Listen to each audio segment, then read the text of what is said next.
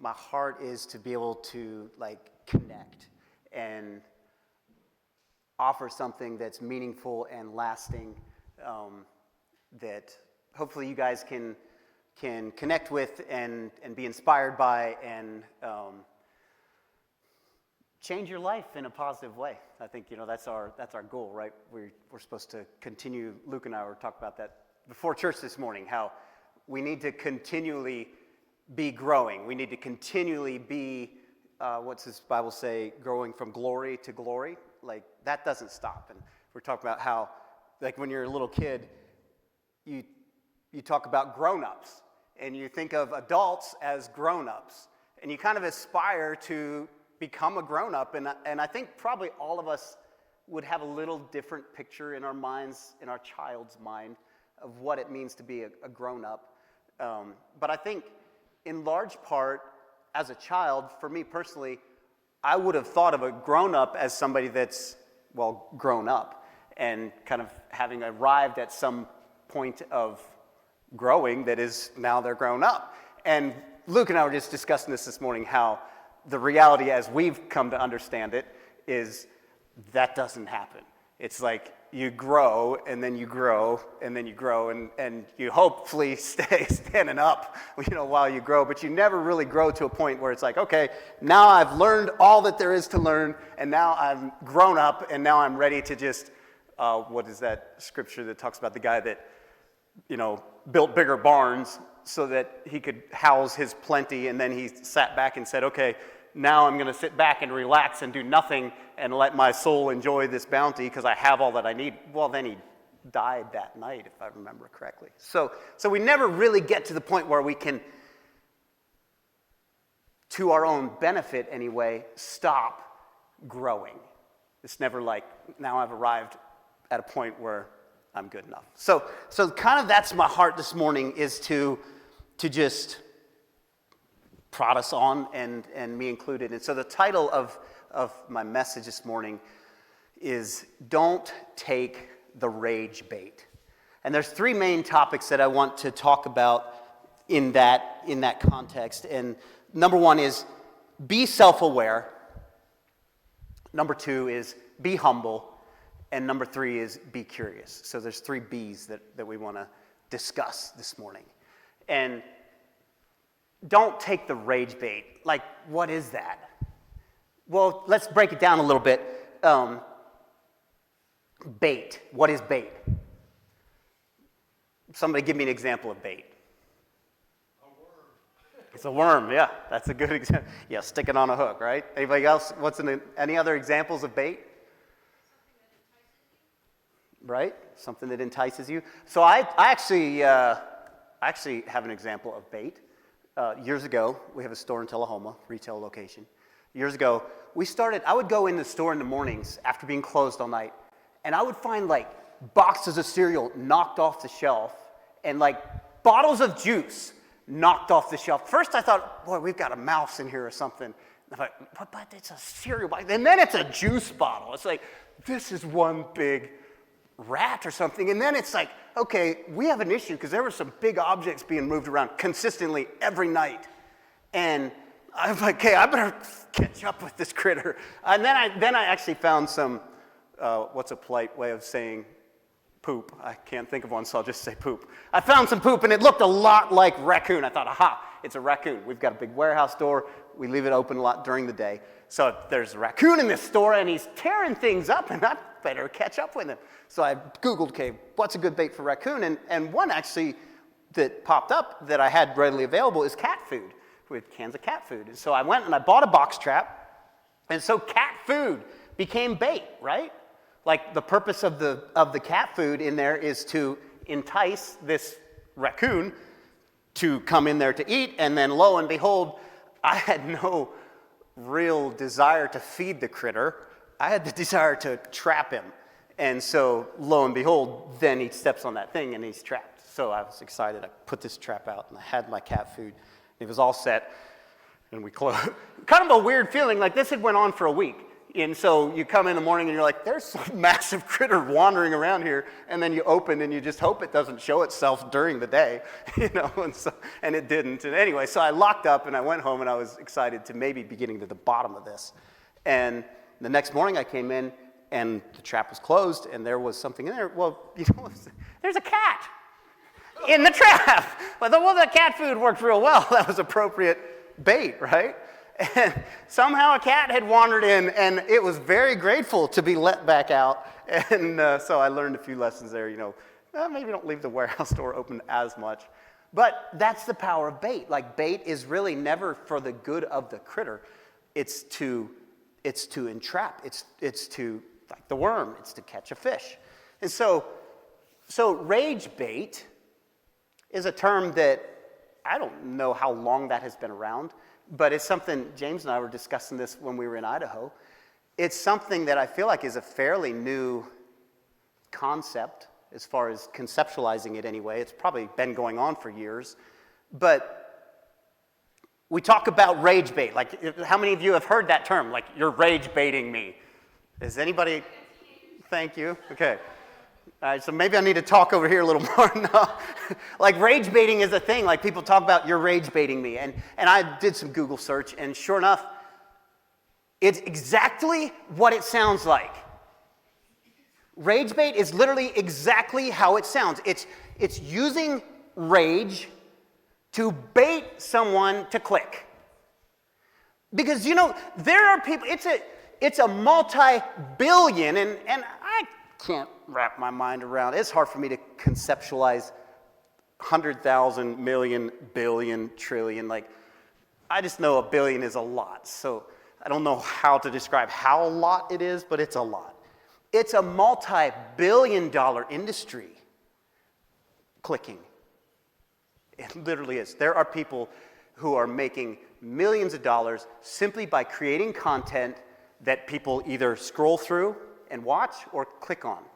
And so rage is a very common thing that people use to bait us to click on, because when you are moved by emotions and when you see something or you read something that kind of stirs you up a little bit, well, then you want to see what that's about. And if you see something that's just passive and really doesn't grip you emotionally at all, well, it's like, well, let that thing go. I'm going to focus on what's got my attention here. And so they've figured out that anger and rage is actually a good bait to use. And so there's content creators that spend their time creating content that tries to get you to react a little bit emotionally just so that you watch their content. Because they're making money on it. A lot of money. And so here it behooves us to have a discussion, I think, this morning on don't take the rage bait. And there's a lot of reasons why we should be aware of this and insulate ourselves against it. If I was thinking this morning too, like if I was a mouse, like what's wrong with bait? Like if I was a mouse and I was crafty, because I've dealt with some crafty mice, and they can come and they can steal the bait off of a snap trap. And then you come back the next day and the trap is empty and there's no mouse. And you think, how'd that happen? Well, it was just a crafty mouse. So the way, what's wrong with that? Maybe bait isn't so bad. Like, let's just go around, let's get good at taking bait. But I guarantee you, if you're making your living off of stealing bait off of a trap, one of these days you're going to be tired. One of these days you're going to slip a little, and that trap's going to snap, and then you just get one chance and it's over. So, like, we don't want to be taking rage bait. It behooves us to insulate ourselves against bait, whether it's rage or whatever.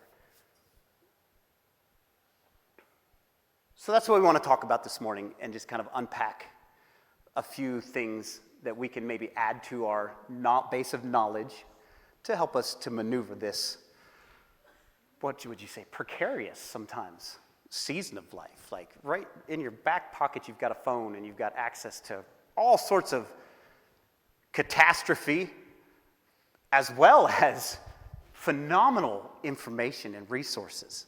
So let's talk about that this morning. If you would put up, I want to go through Proverbs chapter 15. And I want to just read through the whole chapter, and then I want to come back to hone in on some of these steps that I've identified, like being self-aware. So let's read through Proverbs 15. So Proverbs 15 says, "A gentle answer turns away wrath, but a harsh word stirs up anger. The tongue of the wise makes knowledge acceptable, but the mouth of fools spouts folly. The eyes of the Lord are in every place, watching the evil and the good.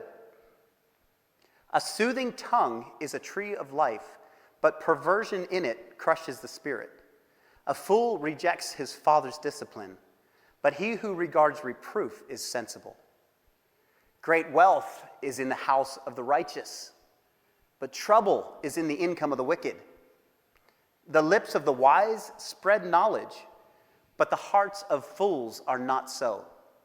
The sacrifice of the wicked is an abomination to the Lord, but the prayer of the upright is his delight.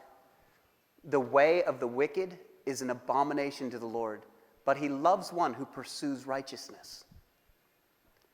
Grievous punishment is for him who forsakes the way. He who hates reproof will die. Sheol and Abaddon lie open before the Lord. How much more the hearts of men? A scoffer does not love one who reproves him. He will not go to the wise. A joyful heart makes a cheerful face, but when the heart is sad, the spirit is broken. The mind of the intelligent seeks knowledge, but the mouth of fools feeds on folly. All the days of the afflicted are bad, but a cheerful heart has a continual feast. Better is a little with the fear of the Lord than great treasure and turmoil with it. Better is a dish of vegetables where love is than a fattened ox served with hatred. A hot-tempered man stirs up strife, but the slow to anger calms a dispute. The way of the lazy is as a hedge of thorns, but the path of the upright is a highway. A wise son makes a father glad, but a foolish man despises his mother. Folly is joy to him who lacks sense, but a man of understanding walks straight. Without consultation, plans are frustrated, but with many counselors they succeed. A man has joy in an apt answer, and how delightful is a timely word. The path of life leads upward for the wise, that he may keep away from Sheol below. The Lord will tear down the house of the proud, but he will establish the boundary of the widow. Evil plans are an abomination to the Lord, but pleasant words are pure. He who profits illicitly troubles his own house, but he who hates bribes will live. The heart of the righteous, and Emmanuel knows this by heart, when he was like, help me, honey, 3 years old, somewhere, just starting to talk. We were actually going through this proverb with the youth at the time, and they were all memorizing a verse, and he memorized this one. And I remember him just this tiny little, but the heart of the righteous turns how to answer, but the mouth of the wicked pours evil things. Anyway, so I can't read this without thinking of that. So the heart of the righteous ponders how to answer, but the mouth of the wicked pours out evil things. The Lord is far from the wicked, but he hears the prayer of the righteous. Bright eyes gladden the heart, and good news puts fat on the bones. He whose ear listens to the life-giving reproof will dwell among the wise. He who neglects discipline despises himself, but he who listens to reproof acquires understanding. The fear of the Lord is the instruction for wisdom, and before honor comes humility. Is that it? All right, that's it. So just kind of ruminate on that.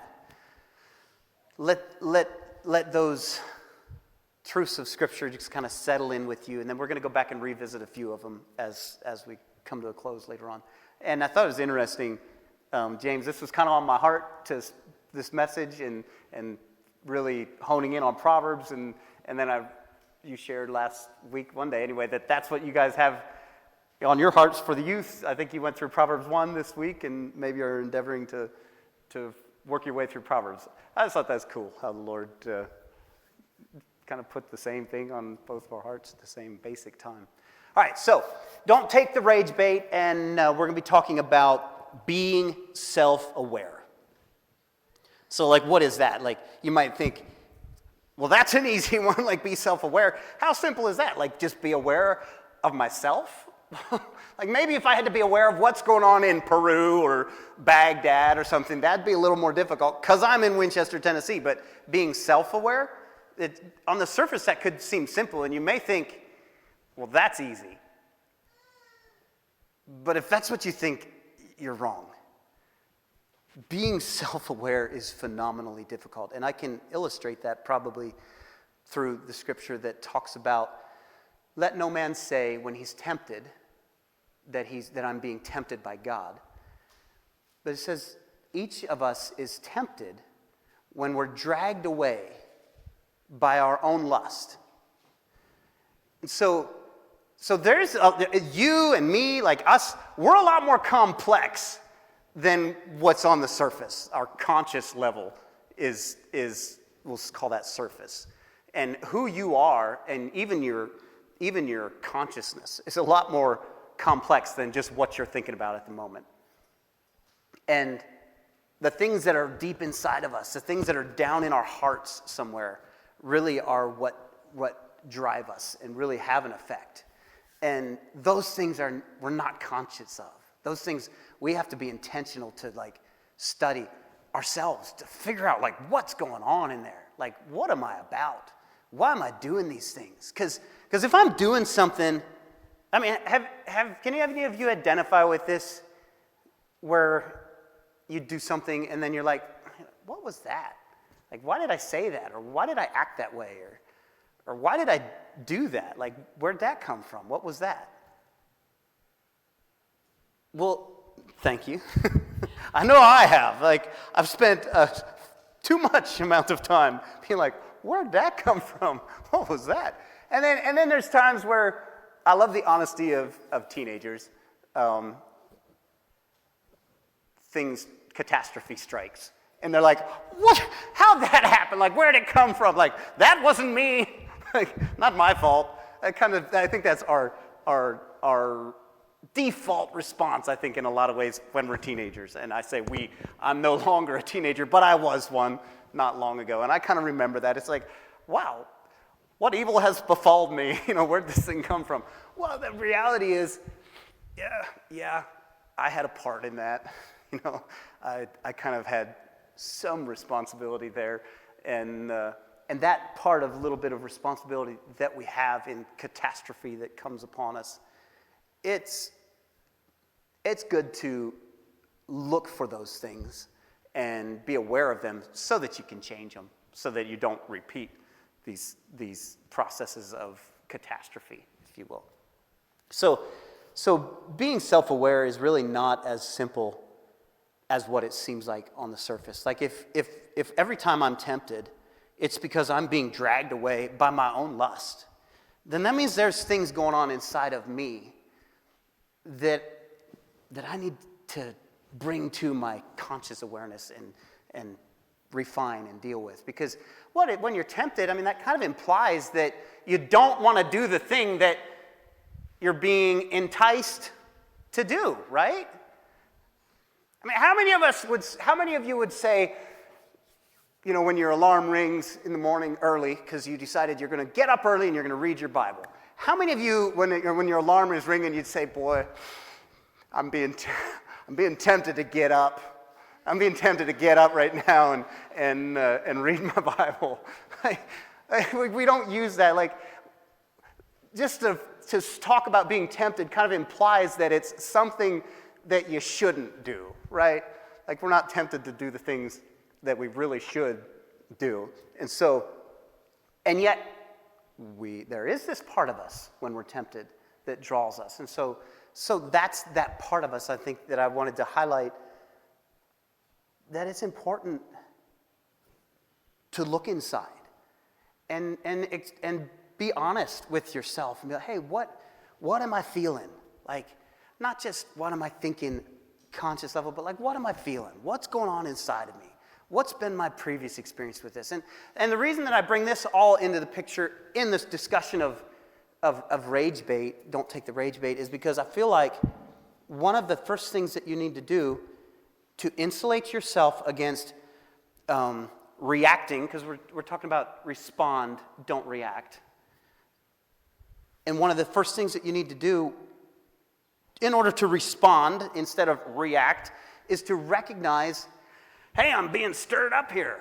Like there's something's being triggered inside of me. And if you can recognize that, that's, I would say half the battle. I don't know what the actual percentage is, but it feels to me like that's a lot.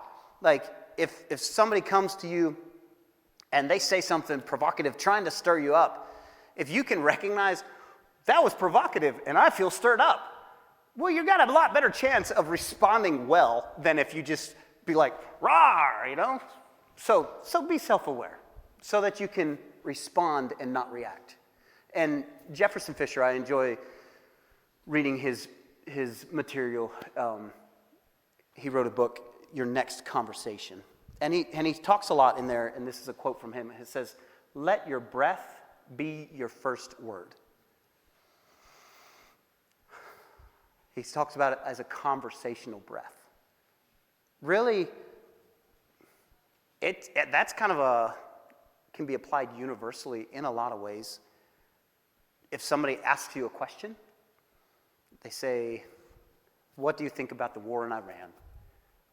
If you stop and go, well, I think, that feels like it carries a lot more weight than if somebody says, what do you think about the war in Iran? And you say, well, I think. It's like, well, you're responding emotionally. Maybe don't care so much about what you think. But if you stop and just take a breath, he calls it a conversational breath. Well, I think it tones. See how it softens your voice, and it just tones you down, and it makes what you say a lot more effective, easy to listen to. And I think that it can also be applied in this situation. If you encounter something that kind of feels triggering, and you feel kind of stirred up, and you recognize that, oh, I'm being kind of stirred up. And then if you're willing to just stop and just take a breath, all right, how should I respond? What should I do here? I think your chances of responding in a healthy way are a lot better. Like, let's just use scrolling for an example. Maybe something comes across and you read like 4 words and you can tell that there's more there, and the 4 words grip your attention. If you just stop and think, what am I feeling? I'm kind of feeling stirred up. Well, then I probably don't need to go there. Like, why do you want to go be more stirred up, right? And really, why do you want to give money to whoever just created that content? Oh, man. That's a whole nother rabbit trail. If you look into it, there's a lot more going on with algorithms and these scrollings. There's a lot more going on than just entertainment and money. That's a big chunk of it. Certainly a motivator. Like, if you can make millions of dollars, you're going to try to be good at it. So there's some content that's gripping, but there's also things going on. It's not just, I don't think that it's just to entertain and earn money in the sense of like people that work at Hollywood and making movies. Like, there's people, if you've ever heard the term hypnosis, and people, that's kind of a process where people use evil and manipulation to try to impart things into others' thought processes and that. And what we see going on with social media and with shorts and with, I can't think of the other ones, shorts and whatever those other TikTok-y type of things are, really fits the bid of what you would do if you were trying to hypnotize an entire society. So I think it's more than just trying to get clicks and trying to make money. I think there's actually probably some underlying beliefs and some underlying feelings that they're trying to impart upon our youth and upon us. It's like if you can get your attention and then say something that you agree with, that's kind of got your emotions involved, man, unless you're really careful, your heart is wide open to some little bit of false information and to you receiving that as truth. So that's a thing. So be careful. All right, so we don't want to be susceptible to those things. So we want to recognize when we're being triggered, and then we want to just pause. Take a breath, relax, and respond. Don't just react in the moment. Whether that's shutting off your phone or whether it's in person, just, responding kindly. All right, let's move on to the second B that I want to talk about is being humble.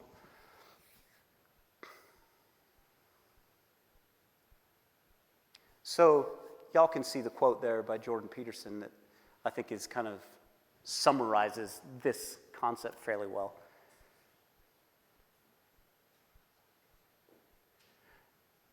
What you don't know is greater than what you do know.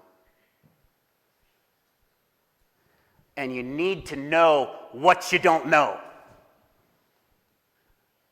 Like, there's not much difference between knowledge and light, right? If we've talked about this, I believe, before here. If you're in a dark room and there's obstacles around and somebody turns on a light, it's like, oh, that's helpful because now I can see the obstacles. And if I'm going to walk from me to Gino, and if there's a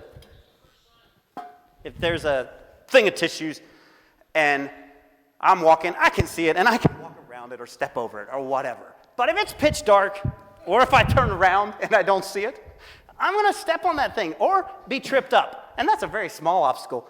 You're going to encounter bigger obstacles than that in life. I can guarantee you that. And so it's very beneficial to have some knowledge, to have some light. Knowledge works like light because if you know what's going on, then you can maneuver properly. And there's not much difference between ignorance and darkness. So we need to know the things that we don't know. It's helpful for us.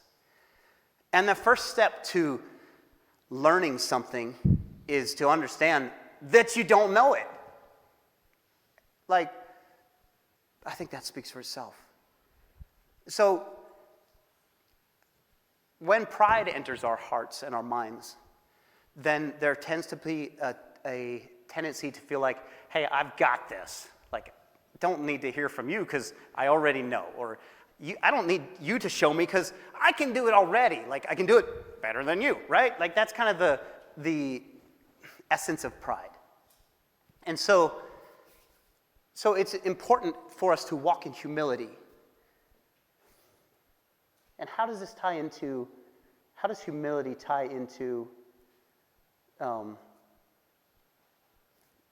rage bait and resisting that? I think in part because there are times where we are triggered by people and situations where it's simply just somebody trying to bring something to our attention that we didn't know. And that can be triggering. Like, how many of you would, if I came to you and I said, Leon, great job, you did that just right, way to go. Like, that feels good, right? Now, what if I came to you and I said, Leon, you did that all wrong, like, you really did a terrible job. That doesn't feel good, right? Right. But which one of those gives him the opportunity to learn? Like if I say, great job, you did wonderful, that's a gift. And I'm saying, hey, let's encourage one another. I'm a big encourager. At least I think of myself as that. Maybe I should ask others. I think of myself as an encourager. I appreciate, I'll put it that way, I know that I have appreciation for encouragement. So I'm all about encouraging one another. When you see somebody doing something good, let them know, like, hey, I seen that, and it blessed me, and good job. I'm not trying to say don't do that. But I'm just saying, like, let's think about this. In that moment, it feels good, and it's encouraging. But what's our opportunity to grow and learn? It's not really there.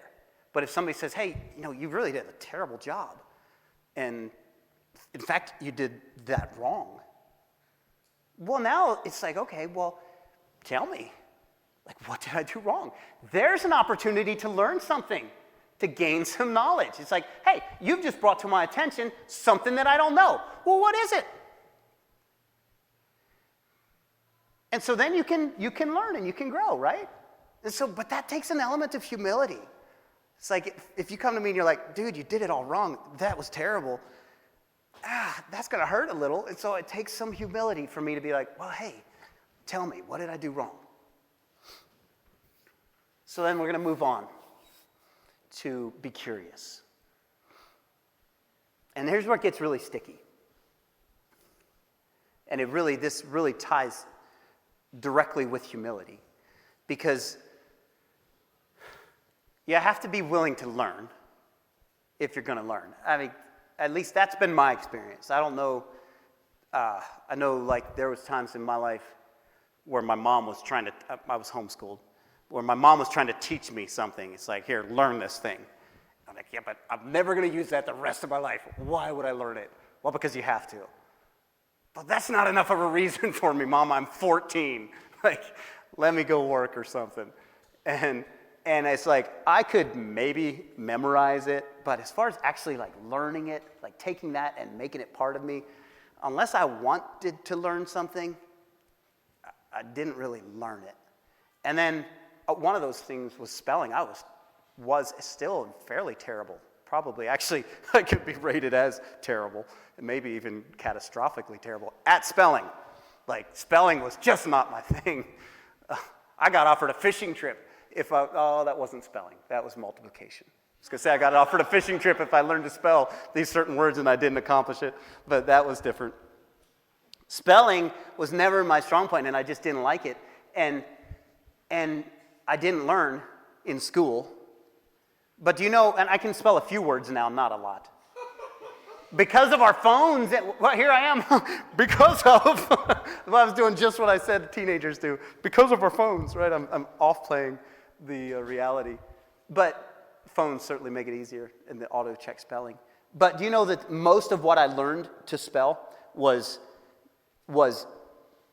on the tail edge of my schooling years, grade schooling, and we had just entered the world of the internet, and email was just becoming a thing. But it's long before spell checkers. Like, that didn't exist. And so some of my friends also had email capability, which that's like this big, huge computer, and you sit down in front of it, and you click connect, and you hear this. I don't know if y'all have ever experienced a modem connecting to the internet. So that was me, as a teenager, and it's like, well, I want to email my friends. It's like, well, I don't want to reveal to them my atrocious inability to spell. It's like, that's embarrassing. I should know this, right? And so I had me a dictionary beside the computer, because when I was typing my emails to my friends, I'm like, well, I want to say this, but I'm not sure how to spell it, so let me look that up. And I actually started learning how to spell because I wanted to. Right? Like, then it stuck. It's like, I don't want to look this same word up 10 times. Like, let me figure this out. And then it actually started to stick. And so, terrible as I am at spelling, the little bit of ability that I have was really derived primarily from trying to send an email without spell check, because then I wanted to. So you got to be willing to learn, right? You have to want to. And I'll probably get away from pride and humility here shortly, but I want to tie that back in, the reality that if you're not walking in humility, you're not going to want to. Like, somebody comes and says, hey, you did this wrong, or this is bad, then you're going to be like, whatever. But if you can walk in humility, you're like, well, hey, I want to learn. Help me. What do you have to offer? And maybe they don't have anything at all to offer, but you can still learn that they don't know what they're talking about. Like, you can, like, I'm not saying that everybody out there you just absorb as gospel truth, but everybody out there you should try to figure, hey, what's this person saying? What are they about? What is this? What's their perspective? So you got to be willing to learn, and then it gets a little harder. You need to be willing actually to learn from a prickly person. Maybe you even need to learn from a prickly pepper. I don't know. Like if you have a thing with grabbing peppers and you shouldn't, maybe you need to grab a prickly one to learn that you shouldn't. But you certainly need to learn from prickly peeper. Prickly peeper. I'm thinking of Peter Piper picked a peck of prickly peppers.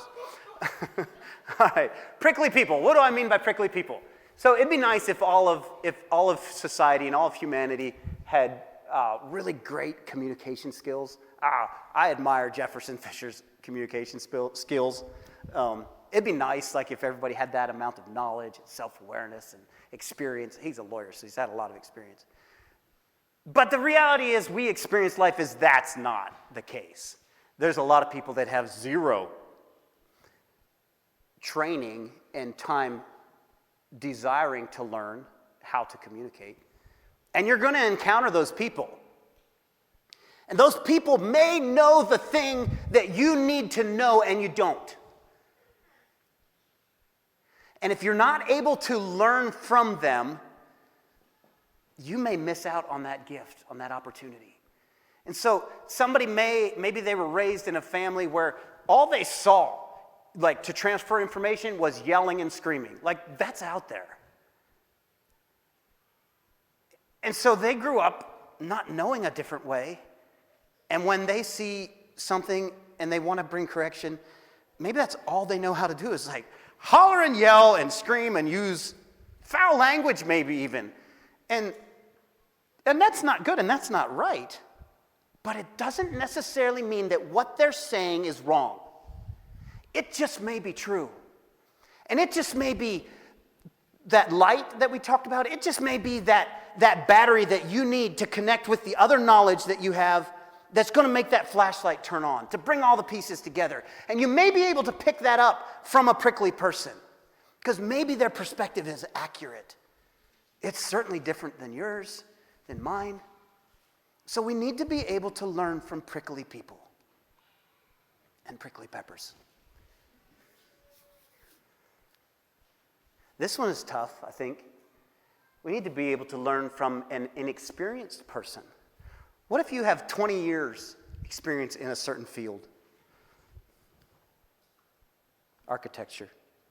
Maybe you've got 20 years experience in the architectural field, doing drawings and working with stuff. And maybe this 18-year-old hot-headed kid comes to the firm to work alongside of you, and you're working there, and maybe he comes up and he says, hey, you shouldn't put a window there, you should put it over here. And really, you can't do it this way, you should do it that way. So he's inexperienced, but it's worth taking the time. And I think you would be this way. You seem like a humble person that, I'm talking about you because you were an architect. And still are in a lot of ways.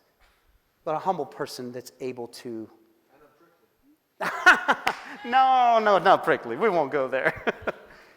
But like, if you can... It's worth taking the time to at least figure out what that person is saying. It's like, well, hey, you could just immediately be like, well, I've got 20 years experience, kid. You just walked into the office yesterday. Please, go back to your cubicle and shut the curtain and zip it, keep it a little quiet. I need my space to think over here. I'm doing a drawing over here. That would be, wouldn't that be our natural response to somebody that's inexperienced? And yet maybe you can learn something from him. Like, at least take the time to figure out what they're saying. Like, what are you about? What do you see? Why do you think that? So that leads us to we're talking about the last point. Be curious and be willing to learn even from an inexperienced person. And then the last part about that I want to talk about is perspective is key to learning. You'll only see what you're looking for.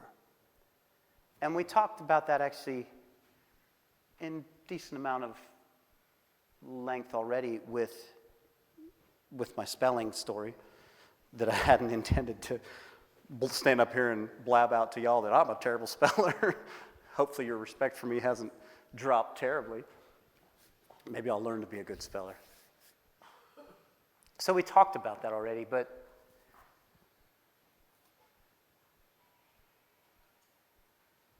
I think one thing that I would want to pull out of that yet is the importance of actually perspective. Like, I think that's a key word that is worth spending a little bit of time looking at. Because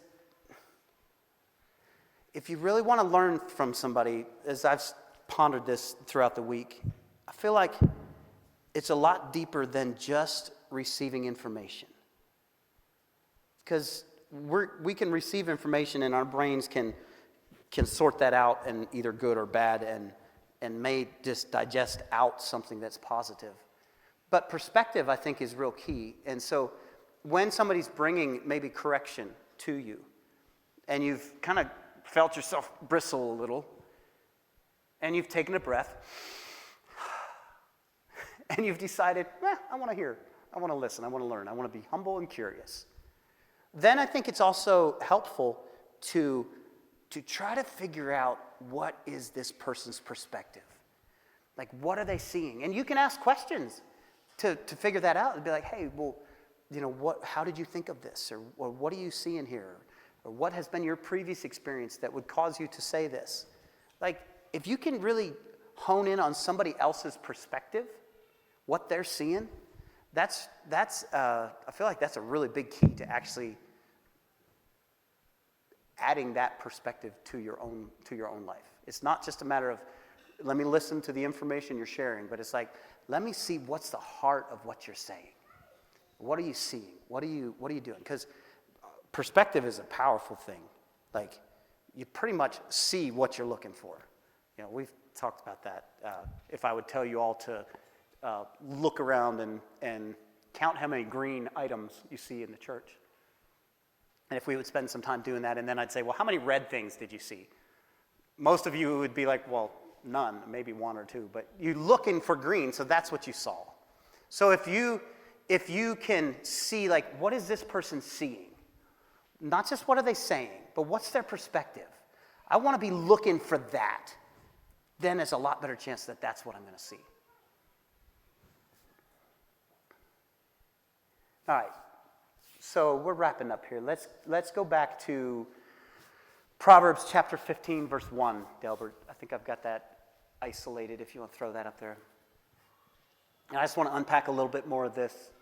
It says, a gentle answer turns away wrath, but a harsh word stirs up anger. And you can just leave that up there for now, Delbert.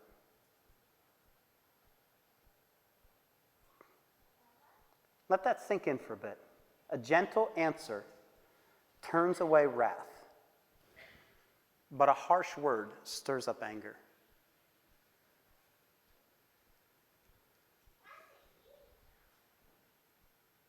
So, you remember the story. It was David and his mighty men, his band of ferocious warriors. And they were kind of on the run, I believe, from Saul at the time, I think was the context of this.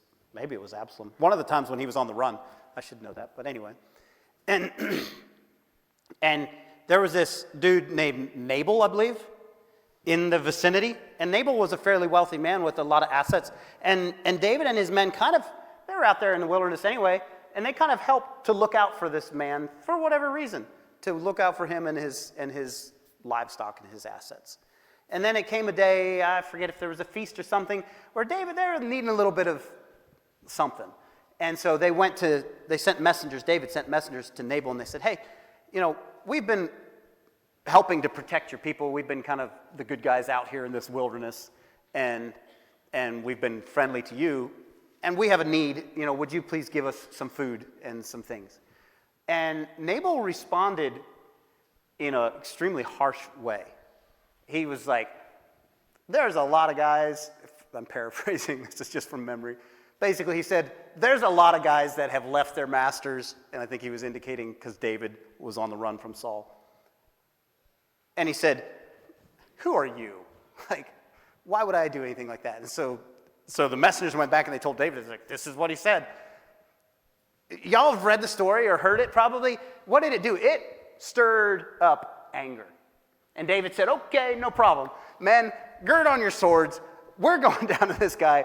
And his intention was, by the end of that day, that there wouldn't be a man alive in Nabal's house. Like, that stirred up anger. Those were some harsh words.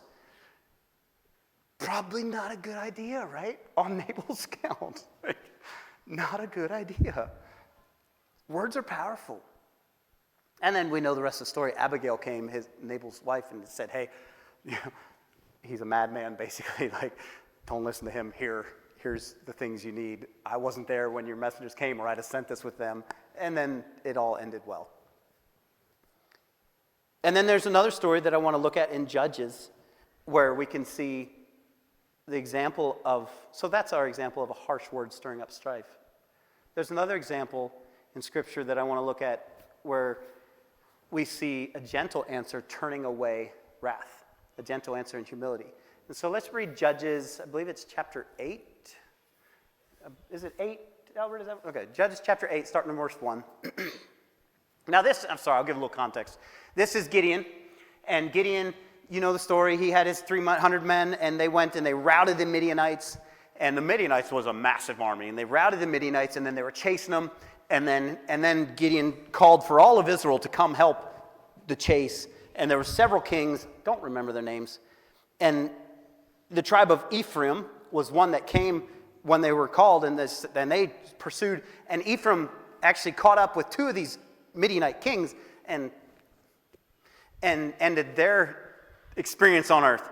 And then they caught up with Gideon, and they were kind of irritated because they must have been ferocious sort of men. They were kind of irritated, and they said, hey, why didn't you tell us you're going after Midian? Like, why did we find out after the fact?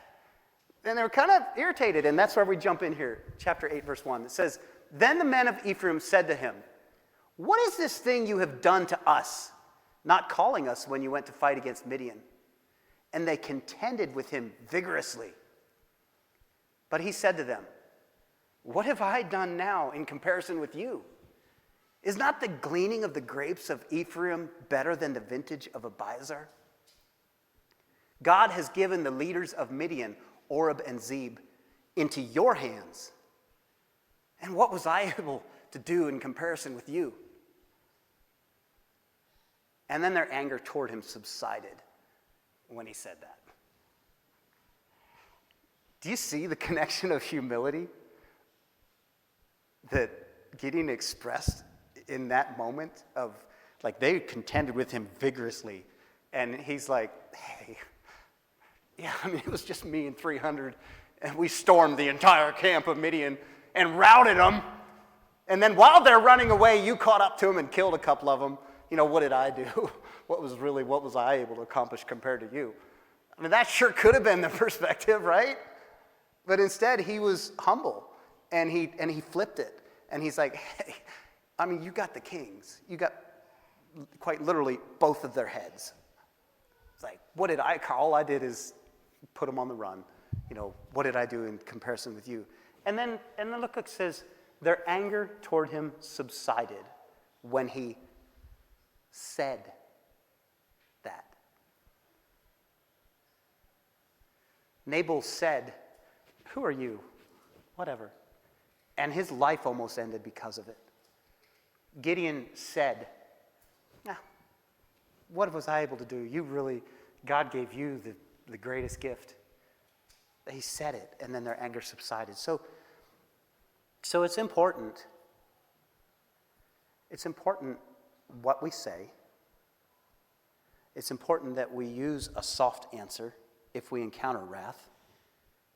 And so if somebody's trying to rage bait you, saying things that are provocative, trying to get you angry, don't be an Abel. Don't just spout off. It's going to make it worse. But instead, just give a soft answer. Walk in humility. And it'll end up better. I think we're about wrapped up. Delbert, I believe I have some other proverbs listed that I just wanted to, in closing, I want to buzz down over. So starting with Proverbs 9:8. And a lot of it just speaks for itself. Do not reprove a scoffer, or he will hate you. Reprove a wise man, and he will love you.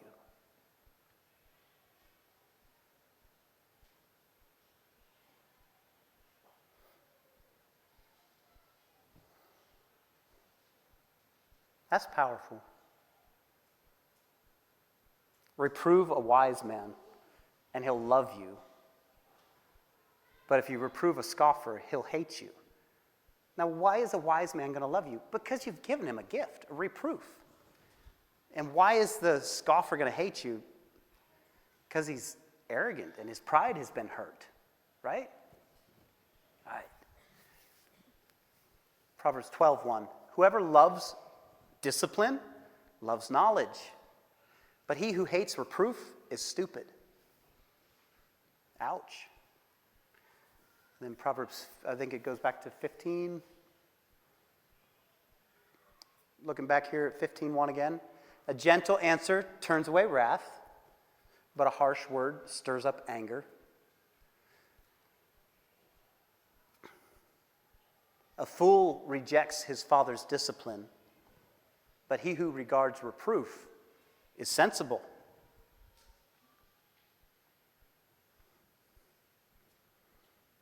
A hot-tempered man stirs up strife, but the slow to anger calms a dispute.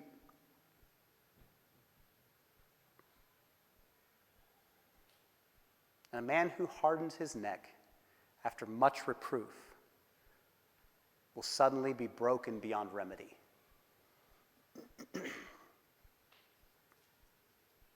So what does that mean, hardens his neck? I think of when we were in Idaho. We were in Florida. We went the father-son thing in Florida. One of the things that really impacted me about that time, multiple things, but one thing that I've really was impacted by was they had a guy from Idaho, and he came and he broke a horse that night while we're there watching.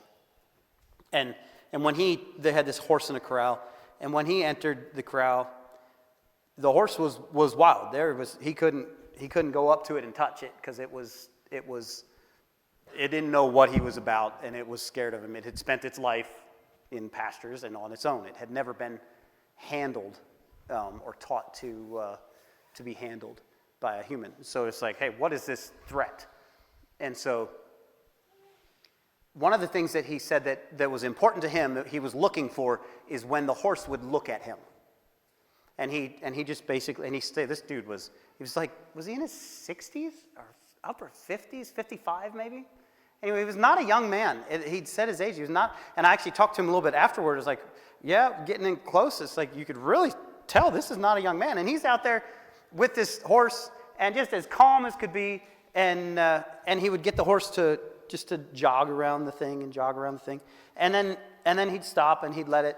And he said he's waiting till the horse will look at him, because then he knows that the horse is not looking. Well, he didn't say all of this. I'm expounding here. But basically, then he knows that the horse is not looking for a way of escape. When the horse is willing to turn and look at him, then it's like, I'm willing to face you. What are you about? Why are you here? There's an element of trust that's been built for the horse to be able to do that. Prior to that, all the horse is looking for is, how do I get away from this man? Where is the exit? And he stayed so calm. Zeke didn't, but you're standing in. So he stayed so calm, this guy from Idaho. And then after a while, his calmness started to affect the horse. And then after a while, the horse is jogging around. And then it's like, I'm kind of tired of jogging. And the guy lets it stop. And then after a bit, it turned and it looked at him. And then he began to work with it more. And then by the end of, I would say, an hour and a half, he had a saddle on the horse. I don't know if he actually had a bridle in its mouth, but a saddle and reins, and he was riding it around like, okay, let's go this way, and the horse went that way, and let's go this way, and it went that way. And it was incredible. It was just really incredible. It's called a join-up. Yeah? Gotcha. Join up. Yeah. So the illustration there, the reason we were doing that in Florida is he was illustrating how, like, the horse, wild, all it could do is just survive. Like, leave it to its in the pasture and let it run around and eat and try to stay alive.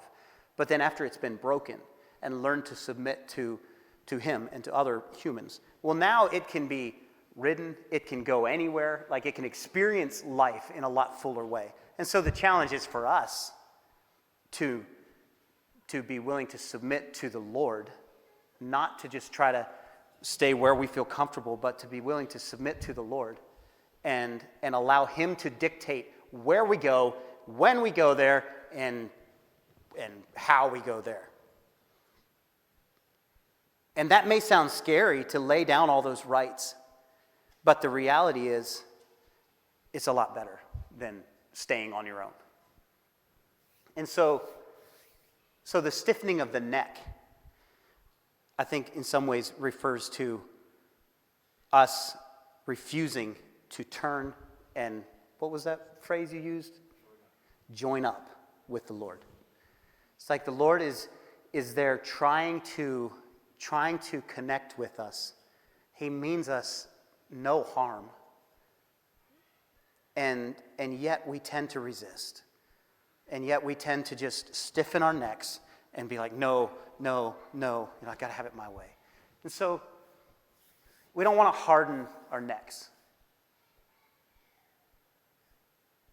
Because if you harden your neck, after much reproof, you're going to suddenly be broken. Proverbs 29:1 says, beyond remedy. So, recapping, don't take the rage bait. Not on social media, and not in your life as you experience it. If somebody comes to you in a provocative manner, they're angry, they're frustrated, and they want to provoke you to frustration, maybe they don't even want to do that, but that's what they're doing. Like, don't take that bait. Just be aware, be humble, and then be curious. Like, what can I learn from you? You're bringing me a gift. What can I learn? Regardless of how that information and that experience presents itself to you. So that's the heart of what I wanted to share this morning. I can't think of anything else that I feel like I need to add to it. So I guess I'll stop there. And blessings to all of you.